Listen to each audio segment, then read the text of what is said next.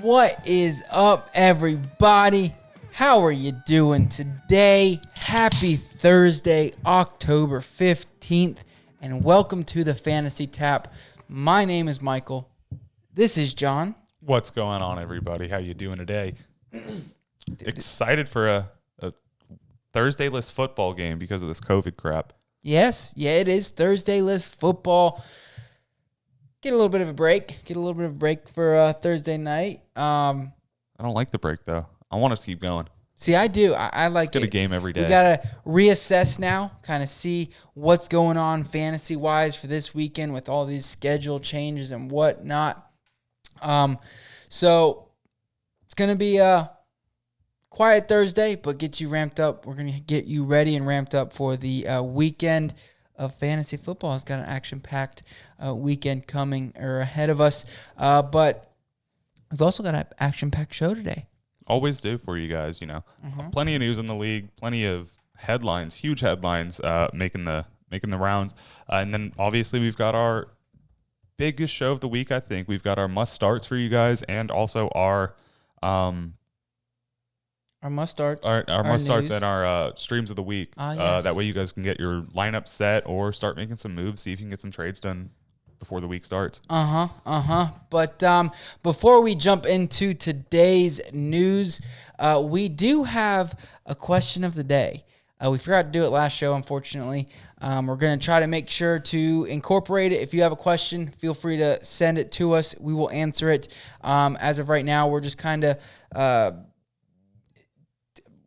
making them up as we go from questions that we've gotten from Twitter, or maybe observations we've made. Or questions we've asked ourselves. Yes, exactly. But I think today's question of the day, I think, is very relevant to what is going on in the league with injuries, COVID, how to really make yourself competitive and win a championship this year. Yeah, make sure watch your reactions, your overreactions. Just how do you win? Exactly. So today's question of the day is kind of a rhetorical question or a backwards question. But how do you remove yourself from winning a fantasy championship? So how do you prevent yourself from doing such? How do you, maybe you're overthinking it. Maybe there's, things like that. How do you do that, John? So something we've been seeing a lot of people do with some of the questions we've been getting from viewers and listeners, as well as just some of our friends and family, and even sometimes us overreacting, just talking to each other about what the other person thinks we should do. A lot of players or people are getting trade happy, cut happy, and just trying to do too much with a roster. I don't know if it's out of boredom, if it's too much big thinking. But I'm seeing a lot of people that are just making trades based off either quick headline news that ends up not being relevant, either that or just undervaluing your current roster, trying to get a certain person when you really don't need that person and you're giving up too much for them. Mm-hmm. It seems that people are just making too big of reactions this early in the season. In my opinion. And I think that's a huge way that you can hurt your team and end up looking at your roster halfway through and being like, why do I have 6 running backs and 1 quarterback in a 2-quarterback league? Exactly. Well, and another thing is not being active on your waivers. You can find a, top 24 wide receiver, top 24 running back, a top 12 quarterback, each week in and week out. It's difficult. And we try to point you in the right directions, especially with our streams of the week and our starts of the week and things like that. But not being active on your waivers, not looking ahead into the future. For instance, Noah Fant, he's coming back a couple weeks ago.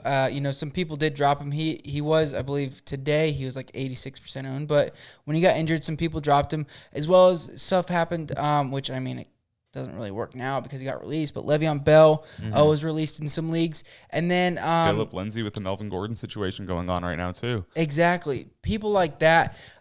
Cam Akers, Malcolm Brown, I wouldn't really pick him up, but Cam Akers especially, I think he's going to have some longer term value, and he's owned in only about just over 50% of leagues. So thinking ahead and looking down the road is one of the best ways to use your waiver, and also not like John said, not getting trade happy, not making a trade just to make a trade. The two best ways to win a fantasy championship is to draft well, and even if you don't, you're still in contention, but draft well and be active on your waivers. Absolutely, because those two things you'll find if you draft well, you'll still be able to. Hopefully, you're gonna have a lot of those players turn out how you think, but a handful of them aren't going to work out how your pre-draft ideas were.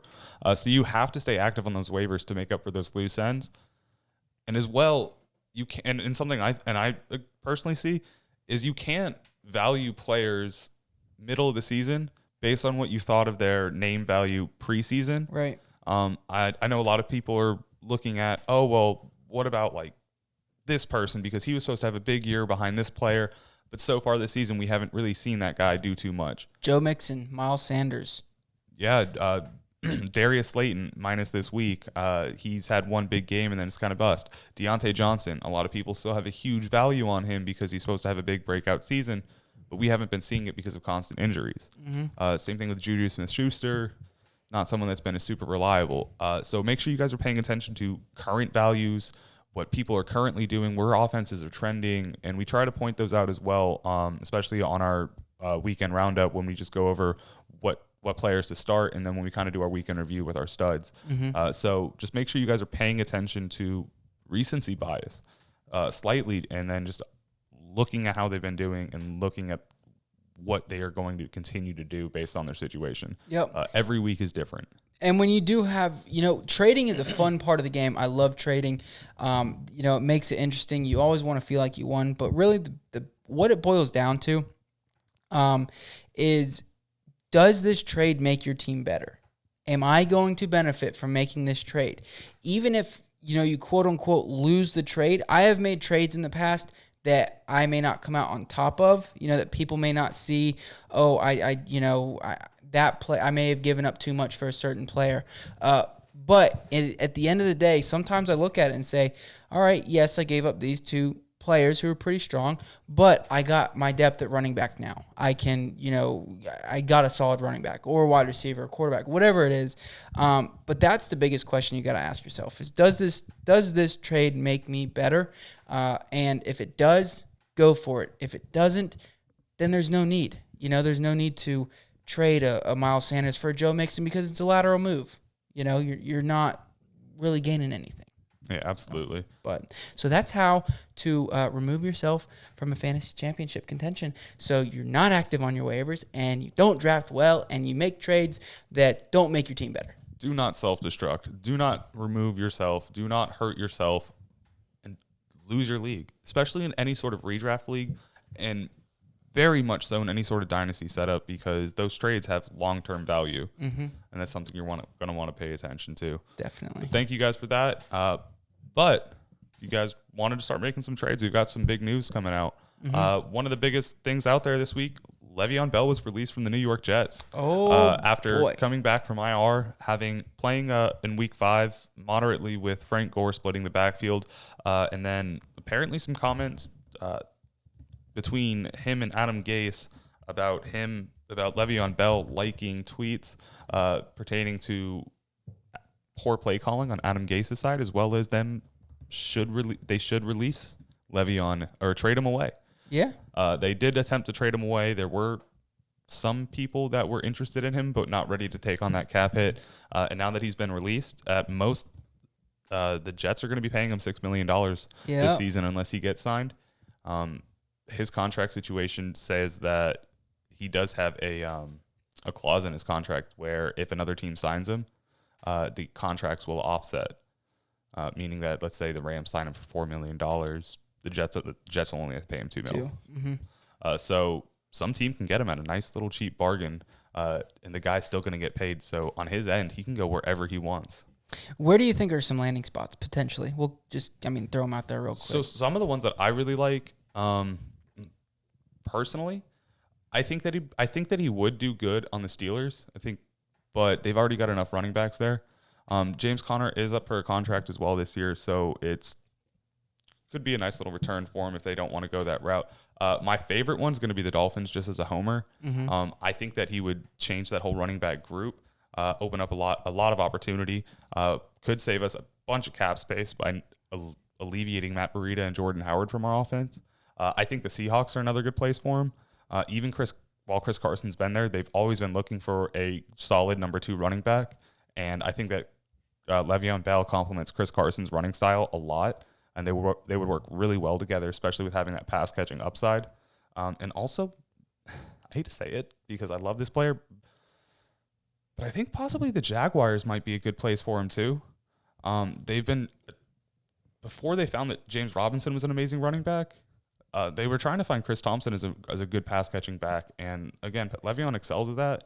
And with teams trending towards going to a committee backfield or 2 running back backfield and letting players specialize, I think it could be a decent fit for him. Obviously not elite for fantasy purposes, but I do think it works. Yeah, I mean, a couple landing spots real quick in my opinion. The only reason why I don't think I like the where you named prior, but the Jags, the only reason I don't think is just because his attitude, quote unquote, and they just got rid of Leonard Fournette for kind of a similar reason. But I do think that they are looking for that pass catching back, and James Robinson's a stud, but that's potentially.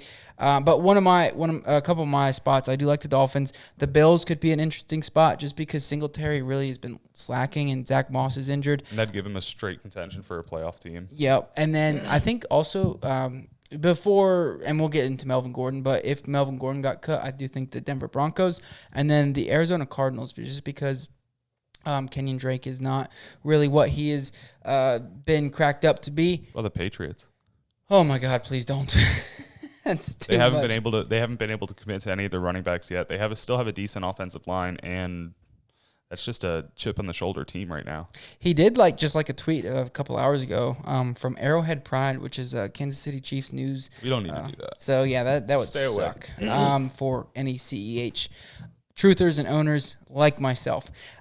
Melvin Gordon, getting into that real quick. He was arrested for a DUI and speeding as well. Not good.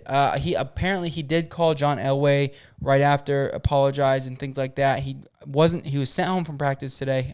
Didn't practice. And I think they're in contact with the league on disciplinary. So keep an eye out on that. If something does happen to him, if he gets released and whatnot, Philip Lindsay shoots the moon. Yeah, shoot him up right away.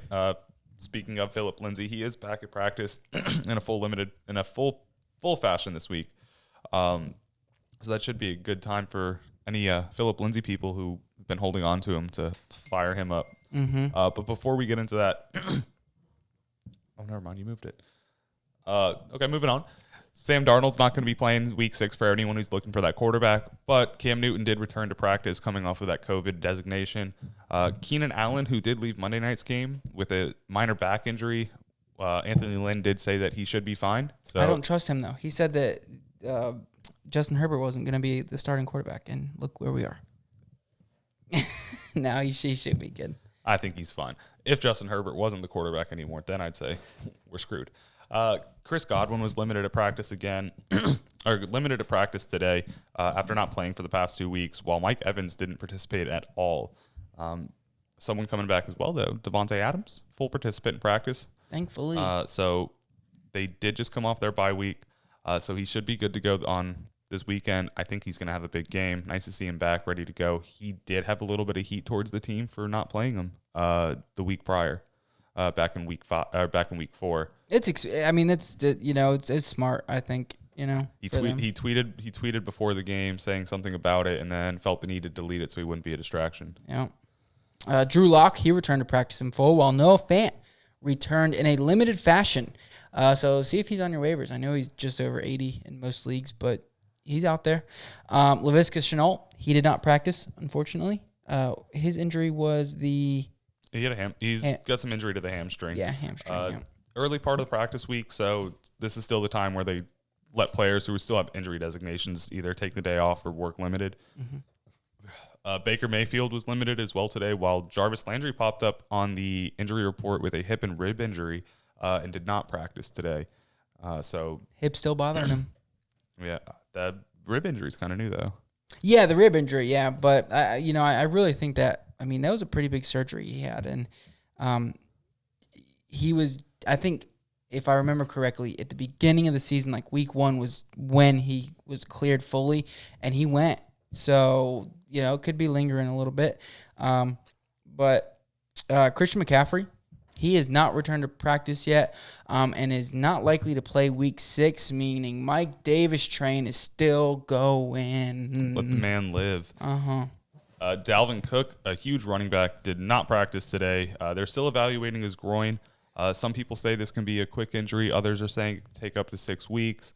So waiting on that. Just make sure you guys are looking at Alexander Madison in the meantime. Yep, he was on the waiver show. Yeah, absolutely. And like you said, if he's out for 6 weeks, Madison's going to be getting some work. Oh my gosh! But with only playing 52% of the game in week 5, Dalvin Cook still leads the league in rushing yards by over 100 yards. Yeah, he's been balling this year. He's been putting up some. He was doing it last yards. year too. So I mean, and Alexander Madison wasn't too far off after.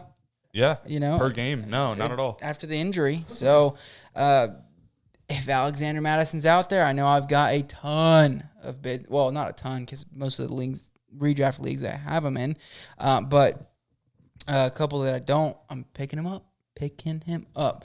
That could be an instant running back one. That's like what we were talking about earlier. The Mike Davis. It's kind of the same as the Mike Davis situation. As soon as a huge running back leaves, there's a guy right behind him's talented enough to come out and do well enough to where you fantasy guys are really happy about it. Mm-hmm. But if the Cook injury isn't too big of an issue, they do have a week 7 bye, meaning that he could possibly be back week 8. Yeah. Mm-hmm. Now, Julio Jones still out of practice on Wednesday.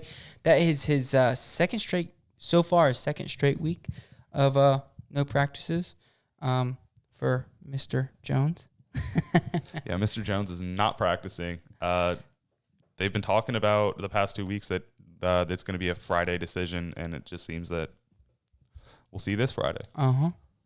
And then Juju, Deontay, Eric Ebron, Deontay Johnson, they all sat out of practice Wednesday. It's a trend, it seems. Especially over there. Yeah, it seems to be the trend. Especially Juju and Deontay missing at least the first practice. So keep an eye out on that. Actually, we'll be talking about Eric Ebron a little bit later in our streams of the week, but keep an eye out on that to see if he's going to be a full go. And then, of course, don't forget, we started them last week and they suck, but we've got to push through them, and that is bye weeks, especially with this whole schedule change stuff. Bye weeks are going to be changing. I mean, the Broncos were supposed to have a bye week, or the Patriots supposed to have a bye week this week. Broncos were supposed to be playing the Miami Dolphins, and that's not happening. So keep an eye out on those bye weeks and where they're at. But again, the Saints, Chargers, and Raiders. So if you've got Breeze, Kamara, Michael Thomas, Jared Cook, Justin Herbert, Keenan Allen, Joshua Kelly, Hunter Henry, Justin Jackson, Josh Jacobs, Henry Ruggs, any of the Raiders, Derek Carr, Russell Wilson, Tyler Lockett, DK Metcalf, Chris Carson, Greg Olsen, if you're in a really deep league, maybe. No, not him. We had him. You're not worried about him. But yeah, so those are going to be all players and obviously cannot start this week. Make sure you guys are paying attention to those bye weeks. It's really, really important. Mm-hmm. But beer of the day. Yeah, before we jump into our starts of the week, we've got Smugglers Moon Oatmeal Stout coming to you guys from the Florida Keys Brewing Company out of Islamorada, Florida. Had them on a couple months ago. Yeah, one of our earlier shows. It is a oatmeal stout. One of the first oatmeal stouts we've had on here. Yes. It is very interesting. Yep. You know how I would describe this, John? How? Stout. Yes. Full body. Uh-huh. Short and stout. Yep. Oh, man. But anyways, let's get into our starts of the week. We've all picked 4. We've picked a wide receiver, a running back, quarterback, and a tight end start of the week. We're going to do streaming defenses later, too. So if you're in a league that has defenses, we'll talk to you about a couple that are on the waivers and are highly on the waivers that you could get away with if you have, let's say, the Saints defense or something like that. But anyways, let's jump into the starts of the week. John, would you like me to start? Oh, yeah, give me your first one. Okay, I'll give you my first one. That's Matt Stafford. He is playing against the Jacksonville Jaguars. Hasn't been great this year. Obviously, he has been missing Kenny Golladay for the majority of the games. That offense has not really been firing on all cylinders like it was last year. However, I do think this is a great week for them to kind of get on the right foot. They're coming off the bye week. Kenny Golladay had that hamstring injury. He played through it played after weeks 1 and 2 and 3, 1 and 2, and played week 3. Put up decent numbers, but I think he's going to be fully healthy after this week of rest. He's all T.J. Hawkinson is there, obviously. Marvin Jones, I think, is going to take a step forward. But a couple things that I really like about Matt Stafford this week, he's going to have all his weapons, but the Jaguars' defense is not very good against the pass whatsoever. Phillip Rivers actually had his best game against the Jaguars. He put up over 340 yards against the Jacksonville Jaguars. Yeah.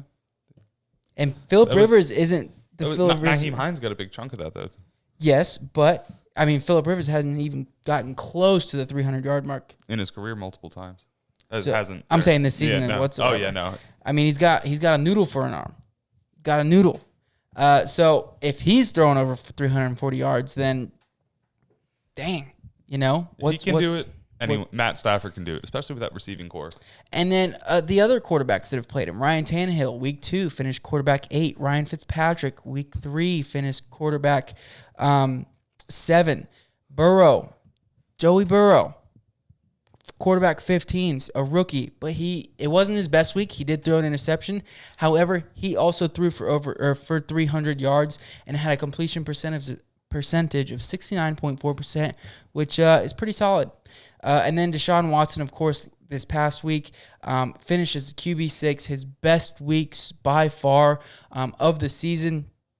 That offensive line is horrific, and they still couldn't mess him up. They couldn't get to him, and Deshaun had a great week. A couple other things just to note about the Jags: their pass rush is horrific. They should have picked somebody up or kept somebody by the name of Yannick Ngakoue. Should have made that work somehow. Can't do it if they don't want to be there. That's true. That is true. But they only have 5 sacks this season, which is tied for last in the league. And, of course, they are allowing a quarterback rating average of 111.8, which is the second worst in the league, John. Oof. Not good. Terrible. So add all that up, add the weapons back, add the horrific pass rush, add the quarterbacks in the previous weeks having some of the best weeks they've had all season, each of them. I think that's going to equal to a Matt Stafford top 10 quarterback finish this week. Oh, wow. Yes. Top 10. Yep. So someone I think that was my quarterback of the week. This guy's going to be someone who's going to be rather talented as well as going up against an easy matchup. I'm taking Ryan Fitzpatrick this week. Going up against the Jets, I feel like I'm taking David versus Goliath. David versus Goliath, but the other way around. It's just not going to work out the same way. You've got Ryan Fitzpatrick, who just threw for 350 yards and 3 touchdowns last week against the 49ers defense, going against one of the worst teams in the NFL, probably a team that shouldn't even be here anymore. They've been allowing 272 passing yards per game, while Ryan Fitzmagic has only been getting 268 on an average, meaning that he's in for a big day for himself. They're allowing more than his average, as well as him. He has 15 deep ball attempts so far this year. The Bills really excelled against the Jets on the deep ball there. They do not have Jamal Adams there, so their defense has been looking a little slack, especially in that deep ball game. They've been getting a few picks, but not too much. Ryan Fitzpatrick hasn't finished a game, or is averaging 24.5 fantasy points in a full point PPR 6-point touchdown league. So I think that he's looking really good as just on an average this season, going up against a great matchup. I do like the fact that Preston Williams kind of emerged a little bit last week and has been able to have really good upside maybe in that end zone.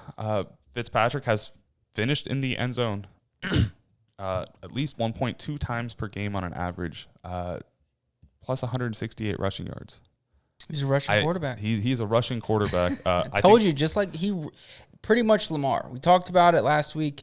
I mean, he put up more rushing. He had more rushing attempts and more rushing yards last week than Lamar Jackson. I mean, that's saying a ton. Yeah, that is sarcasm, by the way. The Jets have also allowed 8 passing touchdowns as well as 2 rushing touchdowns to the quarterback. I think Fitzmagic finds the end zone at least twice and goes for 260 plus. So I think that he's going to have a really good game, and I think that he's going to find himself in a top 10 quarterback again. I think that he does not want to give that starting spot up to Tua. I don't either. You know what their over-under is Vegas has for that game? 22.5. No, it's 47. You know how many points they expect the Dolphins to score? All of them? Yes. Not really.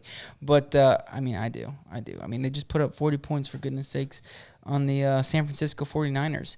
And the Jets have Joe Flacco playing. I don't think it's going to be a pretty one. The spread, I mean, ridiculous, 9.5 points. Yeah, it's gonna be disgusting. Are you taking that spread, John? Yeah, take the spread. Like Dolphins minus 9.5? No. Okay, all right. Yeah, no, I think that's going to be a really solid play this week. He's currently the quarterback 6 on the year. Yeah, absolutely. And honestly, I don't have it up in front of me. He's not really owned in. No, before you wrote him down, he was actually going to be my stream of the week. I think.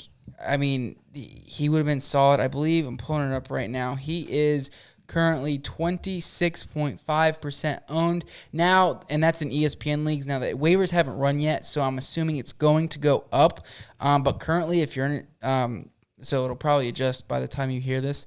But I'm assuming it may go up to 50%. Yeah, even on that high end, I would definitely take Ryan Fitzpatrick. I always get them mixed up. Ryan Fitzpatrick off of any waiver I would see him on, just as my quarterback too, if I have someone better than him. And with how he's been playing this year, there's not too many out there. Mm-hmm. He's absolutely balling out. The beard is here. And he's going to do it again for you guys going up against these Jets. I agree. Now, Mike, is anyone else going to really perform for you this game? Yes, there are a couple, Unfortunately, I'm trying not to beat up on the Jets, not because I don't like it, but just because I'd like to have a little bit of a variety. However, I'm not going to do that. Currently, Myles Gaskin is my start of the week for running back. I think he's going potentially a top 15 running back, maybe even higher. He gets involved in the passing game, which I love. The Jets have allowed the 6th most fantasy points per game to the running back. So that on top of the pass catching work, which Myles is getting, plus he's out touching the other running backs by a mile. He's got 64 rushing attempts, and Breida has 22, I believe, and that's the next best. Jordan Howard didn't even play last week. He was a healthy scratch. So he's also got 22 red zone touches, which is 3rd in the league. That is 3rd best in the league. Really? Yes, it is. So and that's with Jordan Howard vulturing anything within the 3. Yeah, for the first couple games, yeah. Yeah, so he did score in the, I believe it was on the 4-yard line last week, his touchdown. So he is going to get those goal line touches. He's going to get those red zone touches. He's an explosive player, and he can catch the ball out of the backfield, which I love. So Myles Gaskin, against his defense, plus the opportunity he's going to be getting, I think he's in for a huge week.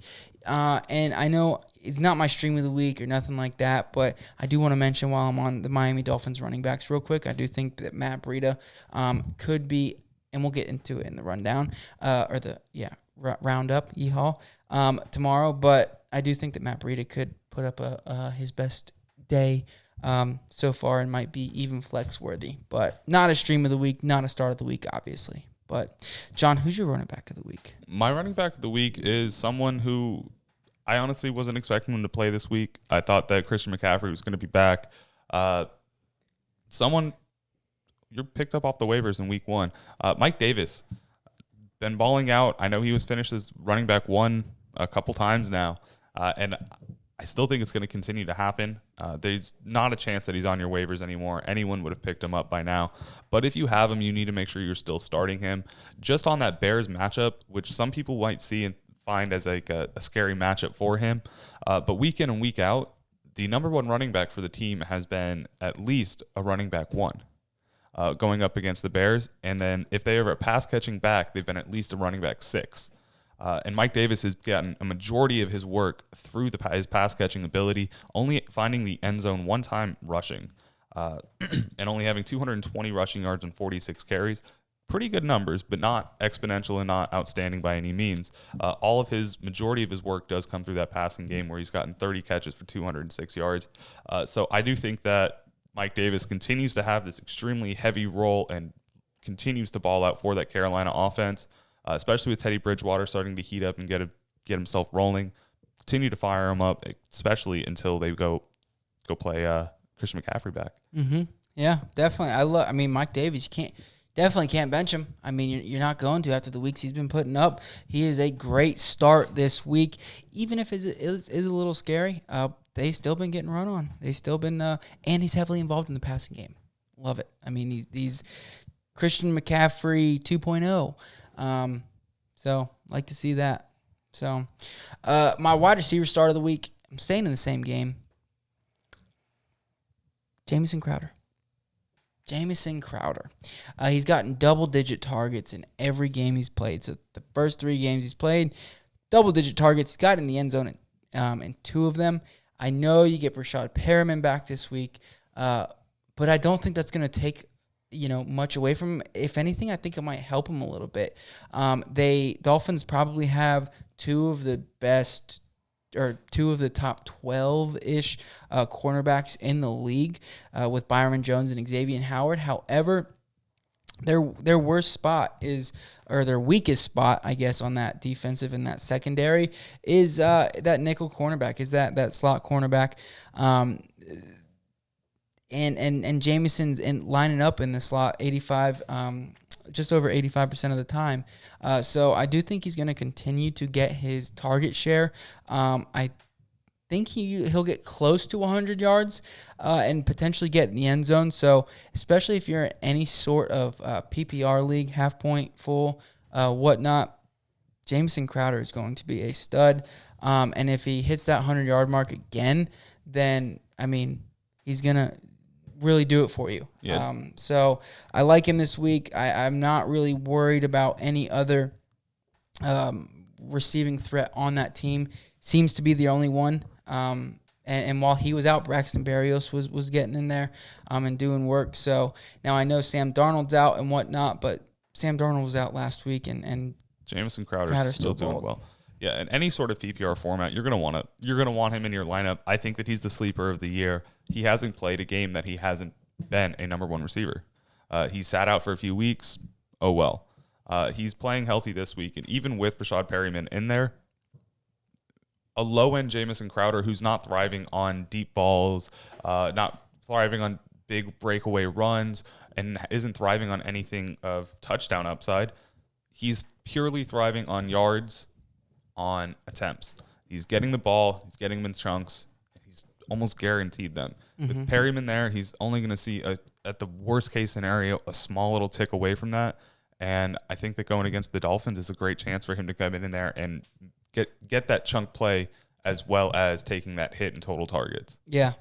And find the end zone, which would just jump him up highly. Yeah, he's only played 3 games, and he's actually doing better in a standard league just because of the 100-yard games he's been putting up. But he's currently wide receiver 20 in standard and wide receiver 23 in PPR. So I think at the very least you get a maybe top 17, top 16 wide receiver with the upside of a wide receiver top 4 to 5 wide receiver. Minus the one guy that no one talks about that breaks out for 50 or 40, 30. And 4 touchdowns. 1 rushing. Or 3 and 1. 3 and 1. Yeah. So, another receiver you guys are going to want to make sure you guys have in your lineups this week, on my point of view, is going to be Terry McLaurin. I wasn't really hot on him last week going up against the Rams, and that was purely based on the fact that as talented as he is, I just thought Jalen Ramsey was going to have his number, and it kind of turned out that way. They do go up against the New York Giants this week, who haven't been terrible against the receiver, but they've been terrible against the primary receiver for every team that they play. They've been allowing 90% of their points to the team's primary receiver. So while only being ranked currently, sorry, I lost it. Currently being ranked 21st worst in points per game to the receiver, allowing 38.9. Like I said, 90% of those points have been going to the team's number one receiver. And when we talk about a team like the Washington football team, they've only got one receiver, and that's including the tight ends if you really want to get in there. So I think that Terry McLaurin's really going to excel. He's been able to have big games, minus last week, as well as being able to have 92 air yards per game. Playing against them, hopefully we got someone coming in to play quarterback that's going to be competent. Hopefully. But even in the worst case, I do think that you're going to have yourself really high upside on this receiver. Someone who you're probably going to find in the end zone this week, a team that's been allowing points every week to everyone. And I do think that he's going to get that target share as well as those yards. I think Terry McLaurin has a bounce back week, and he does find himself as a number one receiver this week. Yeah, I 100% agree. Love Scary Terry. As long as that quarterback situation works itself out, which it will. I mean, even last year he balled out in the games he played, and he didn't have the best quarterback, that's for sure. So he is definitely a very talented receiver. Gets separation, which is the most important thing. So Kyle Allen can have a wide open space to throw to. And I do think he will be a solid receiver this week. Now, jumping into my tight end start of the week, they're coming off a bye. That's T.J. Hawkinson of the Detroit Lions. They obviously get Kenny Golladay back, okay? And Kenny Golladay is going to have the biggest target share. I mean, he's that team's number one. However, last year we saw Marvin Jones really thrive in that, wide receiver 2 or target number 2 for that team. And even last week, week 3, that wasn't really the case or so far at all this year. Now, T.J. Hawkinson, he was second or tied for second in targets. DeAndre Swift had the same amount of targets, 4.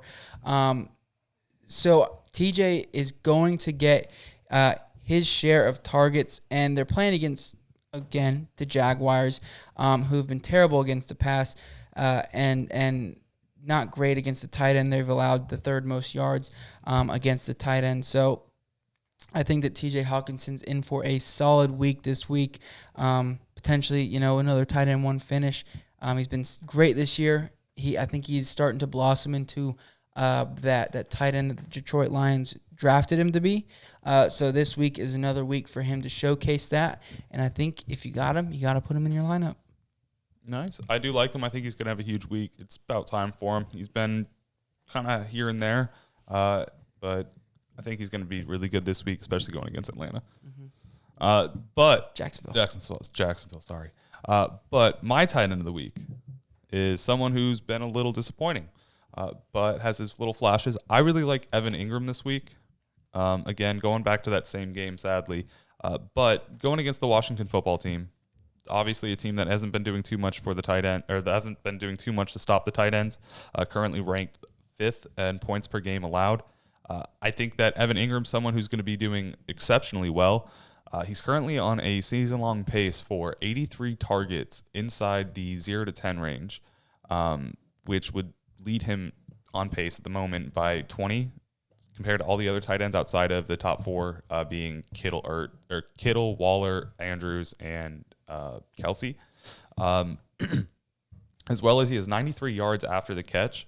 And I do really think that you're going to be able to see a lot more of that Daniel Jones thriving through Evan Ingram. You saw them trying to feed him the ball a little bit last week, but not really doing exceptional at it. But as well, beginning of the season, they were really trying to pepper him with the ball. Playing against the Rams, they got him 10 targets. Playing against the Chicago Bears, they got him 8. and he's been able to do pretty decently with that. Hasn't been able to get into the end zone yet, but hasn't really not performed decently. Isn't doing great, but isn't doing terrible. But I do think that him playing against the Washington football team and Daniel Jones needing to have some sort of comeback game after the crap he's been putting up all season so far, I think he's going to need to start relying on his bigger targets, someone that's going to be more of a safety blanket. Evan Ingram's really exceptional in that 0 to 10 range, runs out of the slot, and his biggest thing for me, especially when you're playing a tight end, he's on the field 92% of the snaps, meaning that he's on the field.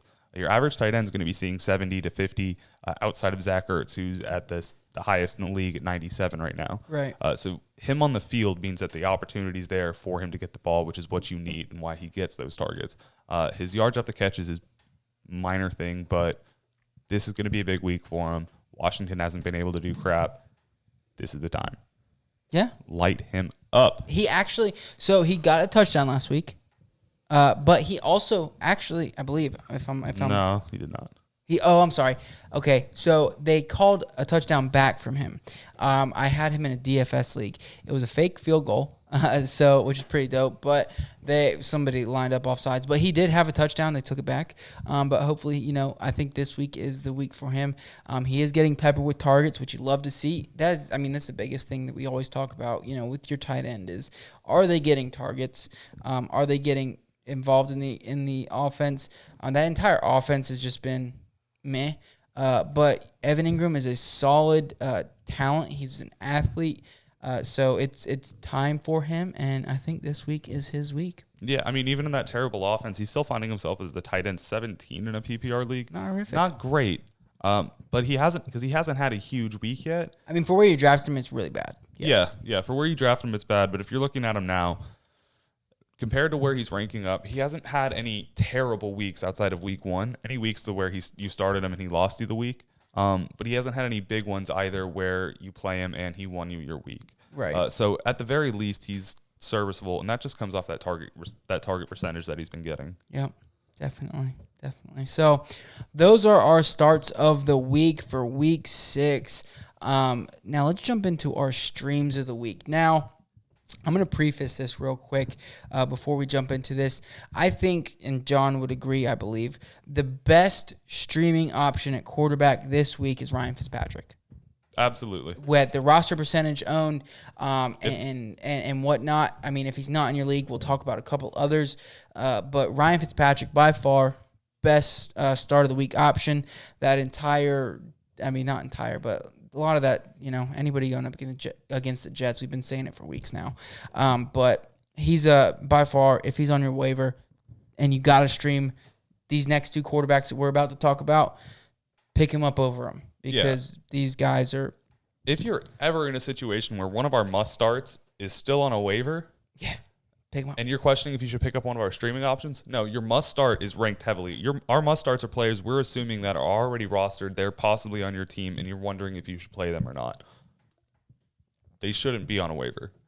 So if you see any of our must starts on there, you're definitely playing them over our streaming options. Mm-hmm. We're giving you guys some options if you don't have anyone to play. I just want to preface that. No, you're right, because the question's out there. Yeah. So, but anyways, my stream of the week, I don't think he's going to win you the week, but I don't think he'll lose you the week this week. Is Daniel Jones. It's not a sexy play, but, he's only owned in 28.6% of leagues. If you're really desperate, if you've got Drew Brees on the bye, or Russell Wilson, maybe Dak just got hurt and so somebody spent more fab on Andy Dalton than you. I think you can pick him up this week, and I don't think he will lose you the week he's going up against the Washington football team, who has not been great against the pass. Six best against, or fantasy wise, fantasy points per game. So I do think that he's going to give you some value and not lose you the week. He's currently the quarterback 28, which is not great. It's terrible. And the only real good week he had was against Pittsburgh, of all people, which their secondary's, kind of meh now this year. But I do think that this week he's going to have a serviceable week, maybe in that 17 to 18 point window where he's not going to kill you. but he's definitely not going to win you the week. And who knows? Maybe he does hit Darius Slayton on a really nice long touchdown, and get into that 20-point mark. But I don't think he's going to lose you the week. No, the matchup's there. They're playing against Washington. You got at least the best shot, one of the best shots you can have in the NFL right now to have a comeback week. I like that a lot. I think that especially when he's just starting to find himself last week. The Giants' offense finally got into the end zone for the first time in 3 weeks, so maybe they're starting to get on the right roll. But he's also got Devontae Freeman there, who's getting a little more involved. Oh, now we like Devontae. No, I don't like Devontae. Don't twist my words now. But I do think that he's going to get a little bit involved in that passing game. He did this past week and the week before. So he'll be there as a dump-off option.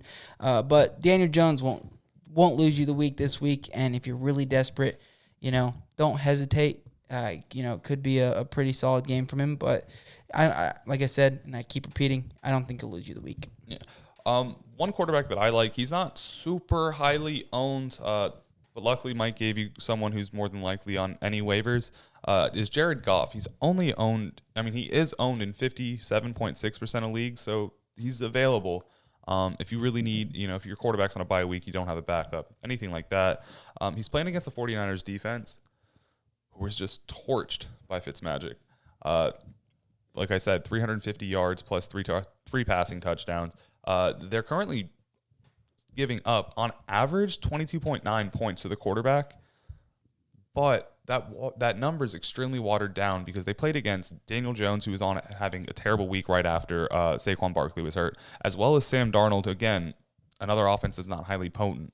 But when they go against, Kyler Murray, when they went against Carson Wentz, someone who hasn't been having the best of the seasons, as well as Ryan Fitzpatrick, all three of those quarterbacks finished as a quarterback one when they played against the 49ers. Mm-hmm. Jared Goff is someone who, if you asked me last year, he was kind of having a bad season. This year, he's kind of looking pretty good. I do think that if he doesn't finish a quarterback one this week, he's definitely going to be in the top 15 at the lowest. And that's just based on the fact that the 49ers defense is absolutely demolished and destroyed. Injuries left and right. Their offense isn't looking super prime. They're just not cohesive right now. And I do think the Rams smack him silly, and he gets those passing touchdowns. Possibly even some rushing upside. Jared Goff's not the least mobile person in the world. But I really like Jared Goff this week. And if you're in need of a streaming option, if he's available and Ryan Fitzpatrick isn't, he's my number 2 pick. Mm-hmm. So you're saying you think I should cash out on this $3 bet I got with San Fran at plus 3.5? Yeah. So I should take. It's $3. Leave it. All right. If you're wrong, you're wrong. It's already done. Well, no, I can cash it out for $3. Oh, they give you the full buyback? Yeah, the full buyback. There's a reason they did that. All right, boom, done. Cashed it out. Yeah, and I'm going to put. Because of John, I'm gonna put my take the Rams minus 3.5 like that. We're gonna win some money this week. Gonna even it out. Yeah. So my running back stream of the week is J.D. McKissick. Not beautiful, not hot, not sexy, but he is getting targets, which is nice. He is currently only owned in 22.6% of leagues. And one thing I like about him, he's not really going to get touches as a running back, but he is going to be involved in the passing game. He's had 8 targets in the last 2 games with a snap percentage of 50% snap percentage, which is nice. He's on the field half the time. And then, of course, where, he's lining up as a running back, 77.5% of the time, but the other 22.5% of the time, which is quite high, he is lining up in a wide receiver spot. So that's really where he's going to get his value, is when he lines up as a wide receiver, because they're not very deep at wide receiver there in Washington. They got Terry McLaurin. They are not. Yeah, they got Terry McLaurin. Steve Sims is out. And JD is potentially a second option there for them. The Giants defense, not great against the not great, period, I guess. Not great against the running back, and not great against the wide receiver, bottom 10 in both categories. So I do think that he is in and could be serviceable. Some platforms, they do have him as a wide receiver. Some they have him as a running back, or most they have him as a running back. So if you are really hurting and you got to play, somebody in that running back spot, then pick JD up. He's going to get those targets and, potentially give you like maybe a 10-point to 13-point game, somewhere around there this week. Hey. So if you guys are really in desperate need, I do know the running back situation gets a little it's dire out there. That's why it is hard to find running backs. That's why we like going running back heavy It is hard to find running backs this part of the season on the waivers. And so you kind of just got to follow news trends and understand where teams are heading. That's why with my running back stream of the week, this one's a little not sexy, but it's going to be LaMichael Perrine or Perrine. Perrine. If I don't say your name right, I'm sorry, sir. Call us and let us know. But with the Jets getting rid of Le'Veon Bell, Adam Gase has spoken out and said that he's going to need an uptick in usage from one of the two younger backs. With Frank Gore being 37 years old, he doesn't want to rely on Frank Gore to carry the team to the first-round draft pick or the first overall draft pick. So they're going to need someone else. And he said that it's going to, and his first option that he came out with was Perrine. I don't like how that sounds. I'm sorry. I know. So they are going to be playing against the Miami Dolphins this week. A team, like I said before, I think they're going to smack the Jets. And I do think there's going to be a decent amount of garbage time play. With Joe Flacco playing, I do think that LaMichael will be able to get some pass-catching work from that offense, as well as being able to get a little bit of rushing in. The Dolphins haven't been terrible against the running back, but with the team they're going against, there's going to be garbage time in there. And sadly enough, it's a great time for players to thrive, and that's where it happens. If you're in desperate need of a running back, while you can maybe take a risk on it, I think he's someone who you could fit. I mean, I think he's going to have a low floor. But yeah. But he's also could break out. This could be this is where he's going to get his opportunity. This is going to be his chance. And I think that if he has it, you're going to be fighting for him on the waivers anyways next week. If he does have it, if not, might as well have him on your roster. Yeah. Plus Devon Godshaw, he's out. He tore his bicep, which is the defensive tackle for the Miami Dolphins. The only reason why I'm really up to date on the Dolphins because I'm a Dolphins fan, but he's out for the Dolphins. He's a starting defensive tackle there and one of their bigger run stoppers. So yeah, could be a good week for him. And he's owned in 1.8% of leagues. So if you're really desperate, he's there for you. Wow. Low end, he's going to give you 2 points. High end, who knows what his ceiling actually is. Pull a Chase Claypool. Not this week. I'm just kidding. But pull a Malcolm Brown, a Darrell Henry, maybe get you 20 in a weird situation where he just broke a couple runs or just happens to get in the end zone once or twice. Mm-hmm. But I like the risk that you can get on him. Yeah, definitely. If you're scouring, we talked about it earlier. Scouring the waivers, seeing what value you can get out there. Planning ahead. He could be that team's running back one, and you always want a running back one, no matter how bad a team is. You always sometimes when they're bad, it's good to have their running back one. Garbage time, baby. We love it. Now my tight end stream of the week, he's getting targets, the past couple weeks. Eric Ebron. Now he did miss practice today or Wednesday with a hand injury. So keep an eye on that. But they are playing the Browns, who are in a standard league, are allowing the 7th most points per game to the tight end at 11. Excuse me, jeez. And in a PPR league, they're allowing the 6th most with at 17.6. So he's gotten 6 and 7 targets the past 2 weeks. As long as he continues that trend with this Browns defense, at the beginning of the season they were one of the. They did play Mark Andrews, which really heavily weighted that against them, where he balled, but. They have been allowing or gotten a little bit better, against the tight end, but aren't great. So pick Ebron up if you have to stream. I know I'm streaming him in a couple weeks. He's only owned in 47.9% of leagues. So pick him up. Stream him if you got to.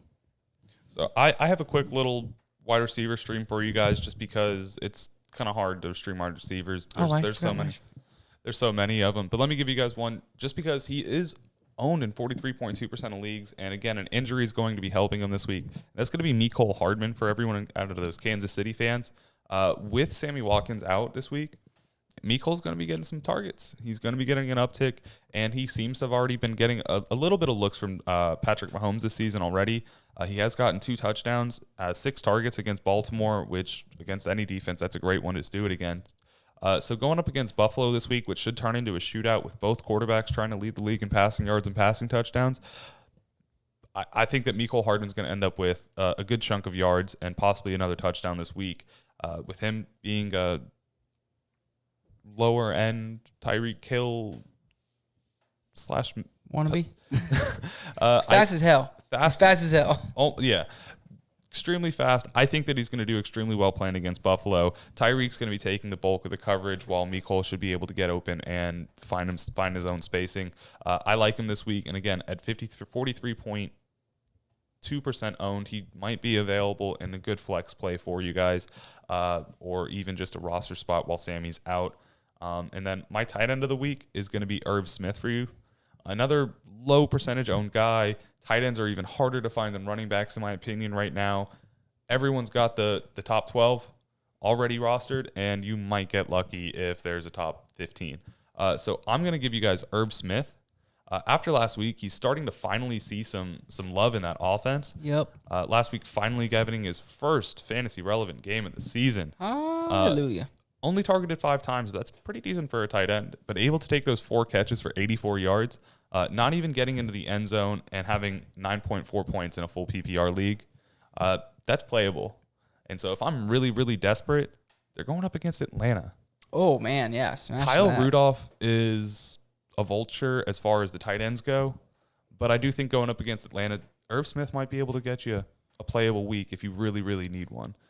So if you're desperate at tight end, I would look that way, and give Irv Smith a chance and see if maybe he's starting to break out coming into his second season. Yep, definitely. I forgot my wide receiver, and I'll get into that real quick. That is Preston Williams against the Jets. I know I'm picking on the Jets, but he's only owned in 38.1% of leagues. He just had a great week, over 100 yards and a touchdown. He can go up and get the ball. Ryan Fitzpatrick loves throwing it to him. He got 5 targets last week, 4 catches. Big body target, especially in that red zone. So pick him up. I think it's going to be a pretty solid scoring day for the Miami Dolphins. And then just to end it out, because I seem to like my Miami Dolphins this week. Wow. Yeah, so Miami Dolphins defense, pick them up, stream them. They've got Xavier Howard, who is picking it off almost every game. I mean, he's balling. And they got Byron Jones back this past week. Like I did say, they did lose just Devon Godshaw, which is not great, and they're going to have to find a filler for that. But they do force turnovers, which is nice. And when you're playing against Joe Flacco, I think that's going to be possible. I do foresee a couple turnovers from them and a low-scoring game for the Jets, and that's going to equal points. So pick them up if you don't have one of the top 4 to 5 defenses. Because, I think they could have a really, really solid fantasy week. DFS, too. I like them in DFS. They're cheap. Oh, yeah. Well, my defense for you guys is going to be actually, I guess, a team I like for some reason I'm still trying to figure out. It's actually going to be the Washington football team. Ooh, and that's going to be going against – that's just because they're going against Daniel Jones. I am hoping he can give some turnovers.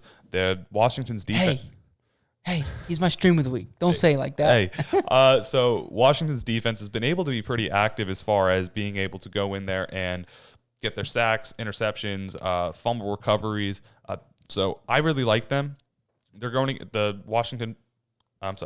Giants are currently ranked 31st best matchup for a defense. And that's been because they've had some terrible weeks in the past few ones. Hopefully that doesn't turn around for you guys now. Hopefully there's some kind of nice mix between Daniel Jones having a great day while Washington's football team actually does well too. We're going to need Devontae Freeman to fumble the ball for me. But I do think that Washington's going to be a great play for you guys, especially if you're just looking for a stream. They're not owned in any leagues at all. No one has them. I'm just kidding. They're at 8.6% owned. So more than the Dolphins. Wow. Yeah, 8.6% owned. So I mean, should be available for you. Beautiful, beautiful. So anyways, ladies and gentlemen, those are our streams of the week. Now let's jump into our beer of the day.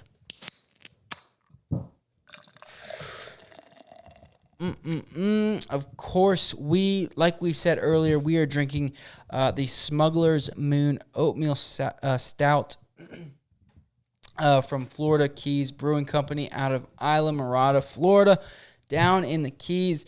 We kind of talked about them, like I said, a couple months ago, and it's a pretty dope brewery. Actually, it's on the side of US 1.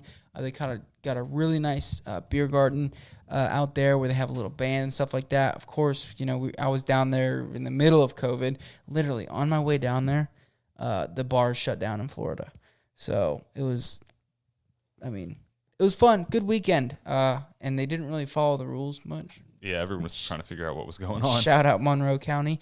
But it was a good time, nice little spot. So if you're down there in Islamorada, check them out. They were founded in 2012 and then actually opened their doors in 2015. You can check out their website at floridakeysbrewing.com, and you can see where you can get this beer. It's a pretty solid beer, nice stout.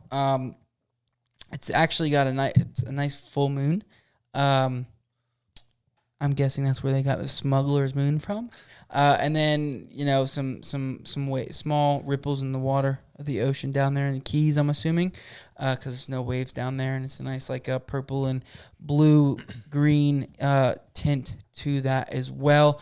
Like I said, there's a beer finder. You can check out what their seasonal brews are, what their year-round brews are, how you can get even kegs and stuff like that, which is pretty dope. So check it out, floridakeysbrewing.com.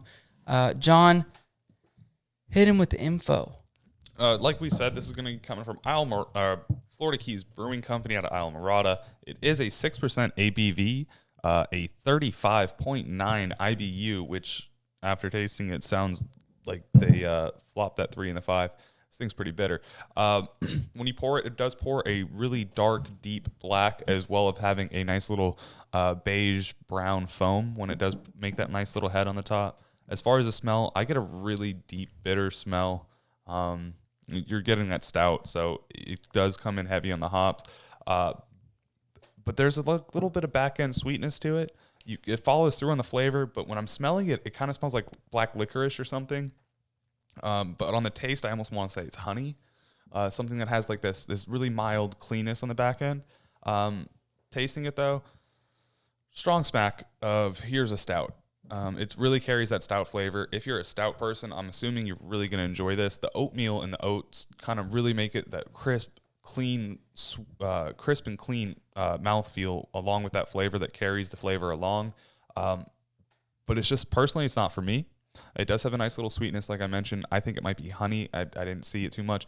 That does clear off that bitterness at the back end of the sip, but just not my type. I'm actually gonna be breaking my record for lowest on this one.